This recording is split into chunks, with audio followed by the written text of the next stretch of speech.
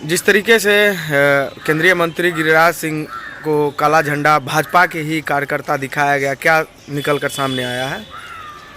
सबसे पहले तो मैं ये स्पष्ट कर दूं कि वहाँ भारतीय जनता पार्टी का कोई कार्यकर्ता, कोई ऑफिस बेयरर, कोई नामचीन चेहरा नहीं था जिसने केंद्रीय मंत्री को झंडा दिखाया।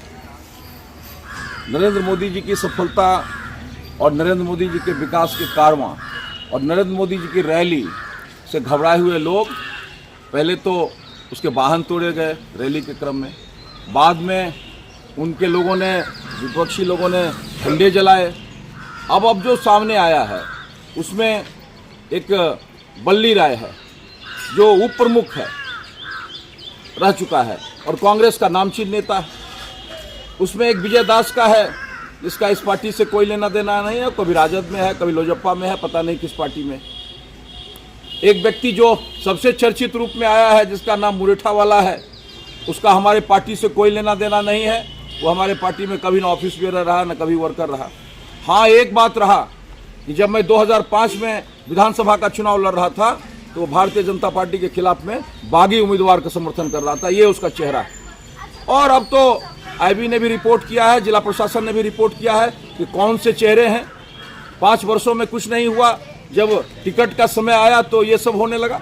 तो इसके साफ अर्थ हैं और भारतीय जनता पार्टी ने गंभीरता से लिया है, प्रदेश नेतृत्व ने इसका संज्ञान लिया है और ऐसे तमाम चेहरे भारतीय जनता पार्टी अनुशासन के कारण जाने जाते हैं। झंडा भी भाजपा की कुछ बड़े नेता के द्वारा ये साजिश रचा गया है टिकट के लिए। मैं इसके बारे में इसलिए नहीं कहूँगा कि प्रदेश नेतृत्व को सब संज्ञान।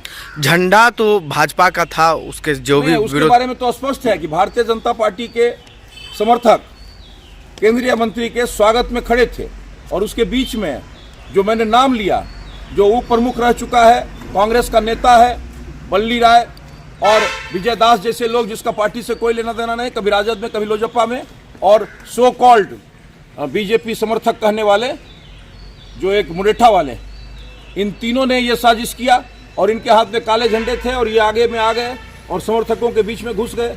इसीलिए ये भारतीय जनता पार्टी के बढ़ते कद और भारतीय जनता पार्टी के अनुशासन को तोड़ने का एक प्रयास है और निश्चित रूप से प्रदेश नेतृत्व ने कड़ा संज्ञान लिया है।